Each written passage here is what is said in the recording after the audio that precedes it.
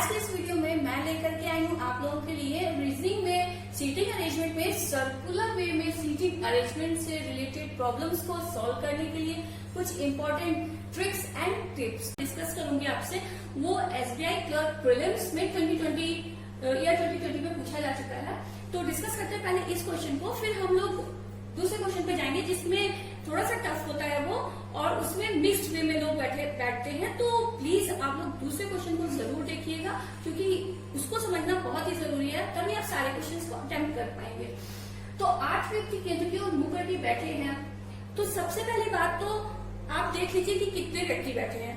अगर even numbers में है तो आप सबसे पहले तो 8 व्यक्ति हैं, तो ऐसे 1 2 3 4 ऐसे लाइंस एक दूसरे को क्रॉस करते हुए इंटरसेक्ट करते हुए आप बनाएंगे। तो और अगर मान लीजिए ऑड नंबर में मान लीजिए जैसे 7 है या 5 है, तो मान लीजिए 7 है तो आप ऐसे करके 6 लाइंस बना देंगे और 7 व्यक्ति के लिए आप ऐसे एक लाइन बना देंगे। अब इससे फायदा क्या होता है? तो देखिए फ्रेंड्स, इससे सबसे बड़ा फायदा तो ये होता है कि जब भी आप एग्जाम में होते हैं तो आप जल्दीबाजी में होते हैं।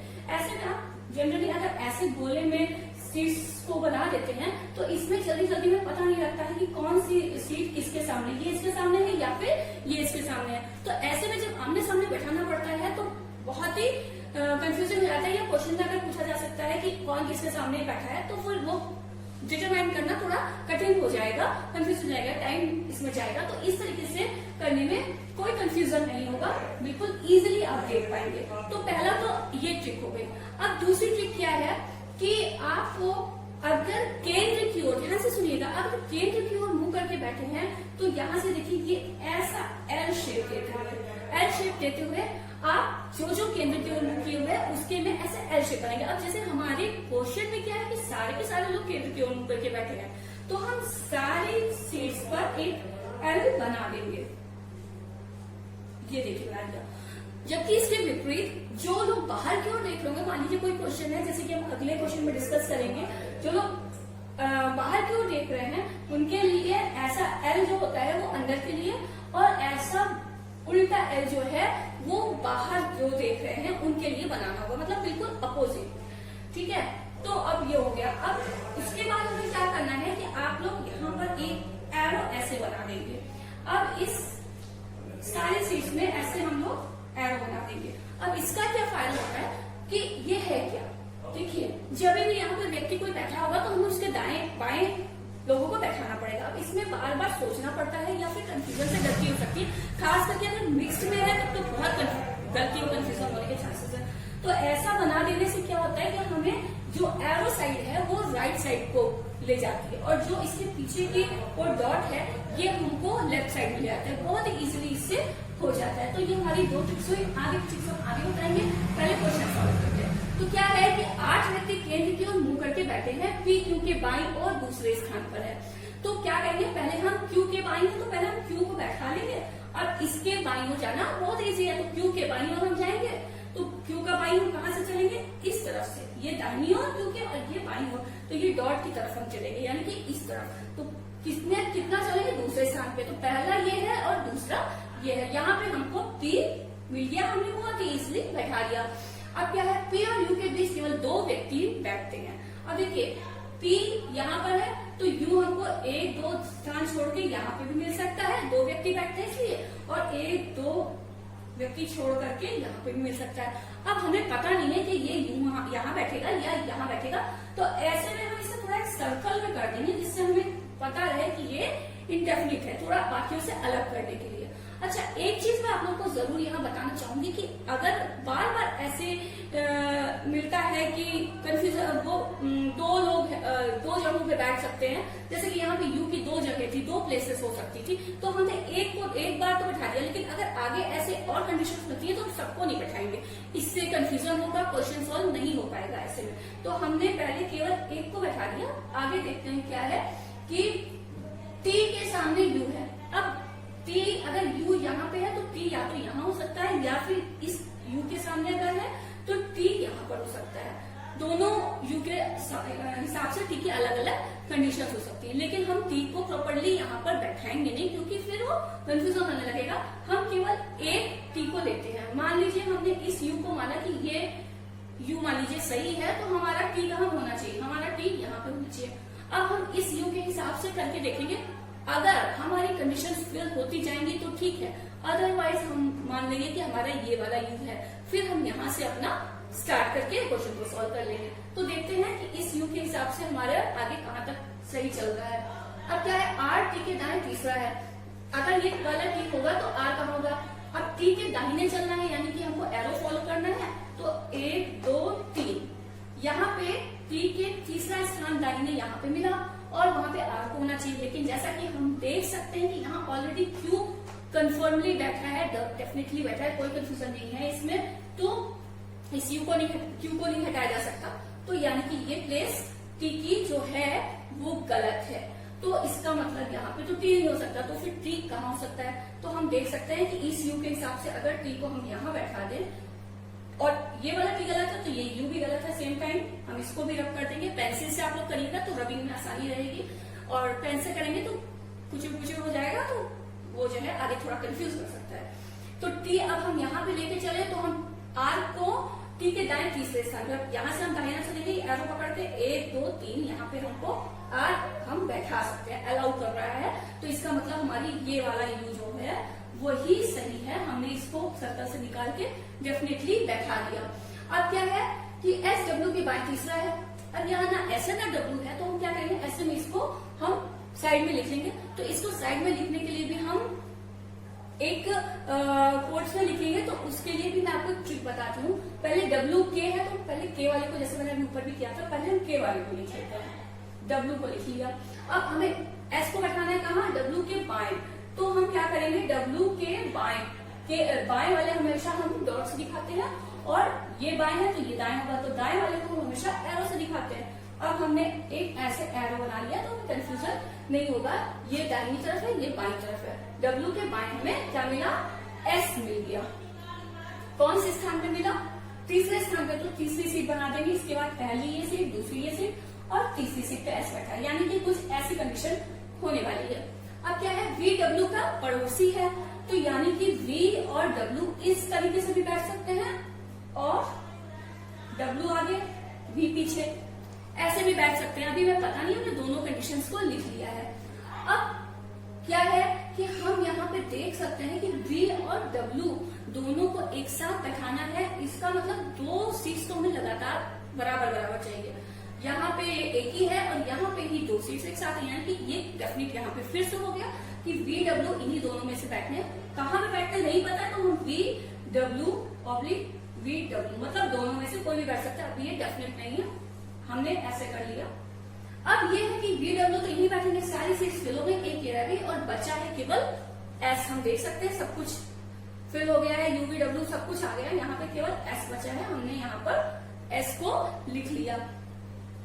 अब क्या है, ये देखिए यहाँ पे हम देखते हैं कंडीशंस, इस कंडीशन को लगा के देखते हैं कि यहाँ पे डब्ल्यू कहाँ पे आएगा, तो एस के दाहिनी तरफ हम जा रहे हैं, क्योंकि हम एरो की तरफ जा रहे हैं। एरो की तरफ जाने का मतलब दाहिनी तरफ, एस के दाहिनी तरफ हम तीसरी सीट पे, पहली दूसरी तीसरी, तो एस के हम एरो को फॉलो करेंगे और एरो को फॉलो करेंगे और तीसरी सीट पहली दूसरी तीसरी, यानी कि ये सीट कंफर्म हो गई कि ये सीट है डब्ल्यू की।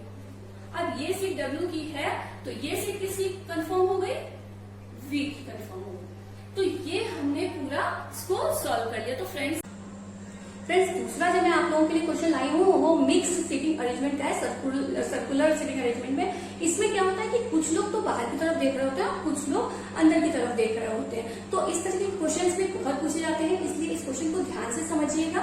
चलते हैं, देखते हैं क्वेश्चन क्या है। तो क्वेश्चन है 8 लोग P Q S T UV W गोल घेरे में बैठे हैं। अब 8 लोग अगर गोल घेरे में बैठे हैं तो इसका मतलब क्या हुआ कि हम 4 इंटरसेक्टिंग 1 2 3 4 इंटरसेक्टिंग लाइन्स बनाएंगे तो हमें 8 पोजीशंस मिल जाएंगी गोल घेरे में। 4 अंदर की तरफ देख रहे हैं, तो देखिए 4 अंदर की तरफ देख रहे हैं 8 में से, इसका मतलब जाहिर है कि 4 बाहर की तरफ देख रहे होंगे। इसका मतलब कंडीशन क्या है, 4 + 4 की होने वाली। टी बाहर की तरफ है, टी बाहर की तरफ देख रहा है, यानी कि अगर हम टी यहाँ पर बैठा दें तो बाहर की तरफ के लिए क्या मैंने आपको बताया, उल्टा एल, तो यहाँ से उल्टा एल ऐसे बन जाएगा और टी का डायरेक्शन तय हो गया। अब आगे है टी के दोनों पड़ोसी अंदर की ओर देख रहे हैं, टी के दोनों पड़ोसी ये दोनों, ये अंदर की तरफ है, तो यहाँ पे हम सीधा एल बना देंगे, ये अंदर की तरफ हो गया इनका। डब्ल्यू टी के दाएं दूसरा है, टी के दाहिने के लिए हमें एरो हेड की तरफ जाना होगा, पहला दूसरा, यहाँ पे हमको डब्ल्यू मिल गया। क्यू टी के बाएं तीसरा है, टी के बाएं एरो के टेल की तरफ जाएंगे तो पहला दूसरा तीसरा, तीसरे स्थान पे हमको कौन मिल गया, क्यू। एस अंदर व उसके दोनों पड़ोसी बाहर देख रहे हैं। अब देखिए यहाँ पे एस तो है नहीं, तो एस से रिलेटेड जो भी इंफॉर्मेशन उसको हम साइड में लिख लेते हैं। क्या है कि एस अंदर की तरफ देख रहा है, तो एस की डायरेक्शन को हम इसके साथ में लिख लेंगे, अंदर की तरफ यानी कि सीधा एल जो हमने लिख लिया, और उसके दोनों पड़ोसी एक यहाँ बैठेगा, एक यहाँ बैठेगा। तो ये कहाँ देख रहे हैं, बाहर की तरफ, यानी कि ये उल्टे एल की तरफ देख रहे हैं। ये चीज हमने यहाँ पे इसको लिख ली है। अब क्या है, वी पी के बाएं दूसरा है, यहाँ पे वी है ना पी है, तो इससे रिलेटेड जो इन्फॉर्मेशन है फिर हमें यहाँ पे लिखनी पड़ेगी। अब देखिए इसको लिखने के लिए हम लोग एक ट्रिक लगाते हैं, क्या कि जो पी के बाएं दूसरा है, तो जो के वाला है जिसके साथ में के शब्द है, जैसे कि यहाँ पे पी के साथ में, उसको हम सबसे पहले लिख लेते हैं। अब हमें उसके बाएं जाना है, तो उसके एक तरफ पे बाएं के लिए हम एक टेल के लिए एक पहले डॉट लगाते हैं, बाएं के लिए हम डॉट लगाते हैं, और अगर दाहिने जाना होता तो यहीं पर ही हम एरो हेड ऐसे करके लगा देते हैं, लेकिन हमें बाएं जाना है तो हमने एक डॉट लगाया है। अब क्या करेंगे, इस डॉट से हम पी के बाएं है तो हम पी तक आ जाएंगे, और यहाँ पी के पास में हम एरो हेड बना देंगे, क्योंकि टेल यहाँ पर है तो हेड यहाँ पे होगा। अब ये देखिए पी के बाएं ये स्थान निश्चित हो गया। पी के बाएं पे कौन है, वी है, लेकिन दूसरे स्थान पे पी के बाएं दूसरा है, तो पहली जगह छोड़ करके दूसरे स्थान पे हमने वी को बैठा दिया। ये स्टेटमेंट हमने इसको ऐसे शॉर्ट में लिख दिया। क्यू डब्ल्यू के बाएं तीसरा है, देखिए डब्ल्यू ये है, क्यू ये है। अब डब्ल्यू के बाएं तीसरा, देखिए डब्ल्यू से अगर हम तीसरा स्थान देखें तो पहला दूसरा तीसरा, यहाँ पे तीसरा आ रहा है, यहाँ पे पहला दूसरा तीसरा चौथा पांचवा आ रहा है, यानी कि ये जगह तो नहीं, इस रूट से तो नहीं जा रहा है, इस रूट से जा रहा है, तो हमें यही रूट देखनी है। क्या, डब्ल्यू के बाएं जाते हुए, मतलब डब्ल्यू का बायां इस तरफ होगा, तो डब्ल्यू का दाहिना किस तरफ था, नीचे की तरफ। दाहिने के लिए एरो हेड को हम इधर दिखाएंगे, ये टेल इस तरफ हो गई, टेल की दिशा में जाएंगे, तीसरे स्थान पे हमको क्यू मिल जाएगा। अब आगे चलते हैं, यूएस का पड़ोसी है। देखिए यूएस का पड़ोसी है, तो अभी हम ऐसा करते हैं कि इस इंफॉर्मेशन को भी साइड में ही लिख लेते हैं। यूएस का पड़ोसी ऐसे लिखा जा सकता है, या तो फिर एस यू करके होगा, कोई भी आगे पीछे हो सकता है। तो फिलहाल हमने दोनों कंडीशंस को लिख लिया है। आर वी का पड़ोसी है, ये भी नहीं है यहाँ पे, तो इनको भी ऐसे लिख लेते हैं। आर वी के पड़ोसी आर वी की तरह बैठ सकते हैं, या वी आर की तरह बैठ सकते हैं, दोनों हमने लिख लिया। इससे पता लग रहा है कि ये लोग पड़ोसी है। एस यू का पड़ोसी नहीं है, क्यू का पड़ोसी नहीं, यानी कि यहाँ पे एस नहीं होगा, ना ही एस यहाँ पे होगा। तो एस कहाँ होगा, एस की पॉसिबिलिटी यहाँ पर है, या तो यहाँ पर है, या तो यहाँ पर है। अब एस से रिलेटेड जो और इन्फॉर्मेशन है उसको देख लेते हैं, कि ये इन्फॉर्मेशन कह रही है कि एस अंदर की तरफ देख रहा है, और उसके दोनों पड़ोसी जो है वो बाहर की तरफ देख रहे हैं। तो देखिए यहाँ से एस अंदर की तरफ तो देख रहा है, लेकिन इसके दोनों पड़ोसी बाहर की तरफ नहीं देख रहे हैं। टी तो बाहर की तरफ देख रहा है, उल्टा एल है, लेकिन डब्ल्यू सीधा एल है, यानी कि ये अंदर की तरफ देख रहा है। तो ये स्टेटमेंट को गलत सिद्ध कर रहा है, इसलिए यहाँ पे एस नहीं बैठ सकता है। अब इसके बारे में हम कुछ कह नहीं सकते हैं, इसके बारे में कुछ कह नहीं सकते, फिलहाल इसको अभी रहने देते हैं। फिर है यू और डब्ल्यू के बीच में 3 लोग हैं। डब्ल्यू यहाँ है, 3 लोग काउंट करते हैं, 1 2 3, 3 लोग हैं, 3 लोग को छोड़ा, यहाँ पे यू हो सकता है। इधर से देखें तो 1 2 3, यहाँ पे भी 3 लोग हैं, फिर यू यहीं पे ही पहुंच रहा है। इसका मतलब यू की ये सीट तो बिल्कुल 100% श्योर हो गई, यहीं पर ही है। अब देखिए, अब हमारे पास यू और एस से रिलेटेड यहाँ पर एक इंफॉर्मेशन थी। क्या कह रही है कि यू और एस पड़ोसी हैं।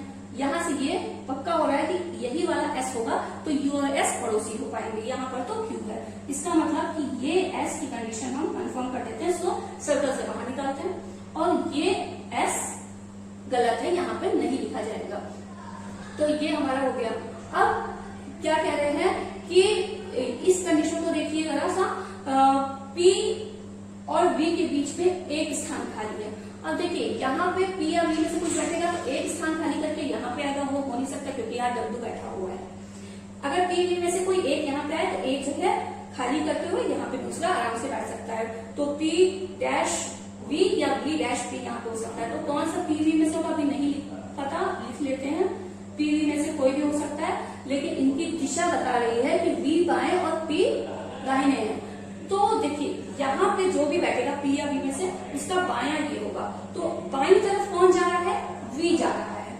यानी कि P अगर यहाँ पे हम लिख दें तो P के बाईं तरफ यहाँ पे V आ रहा है, P के बाईं तरफ V आ गया, तो V की ये कंडीशन जो है पता लग गई।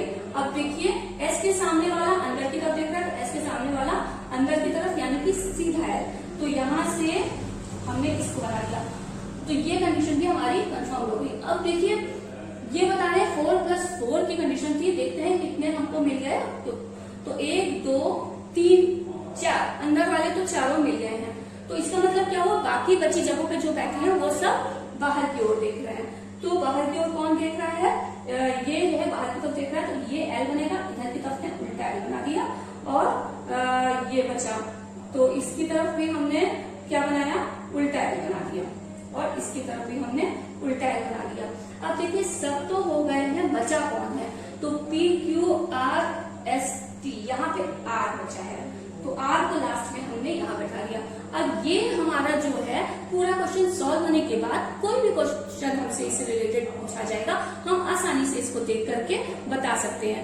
तो इसके कम से कम 5 क्वेश्चन तो पूछे जाएंगे। अगर ये सही से अगर आपने काम हो गया, 5 क्वेश्चन पे पूरे नंबर आपको आराम से मिल जाएंगे।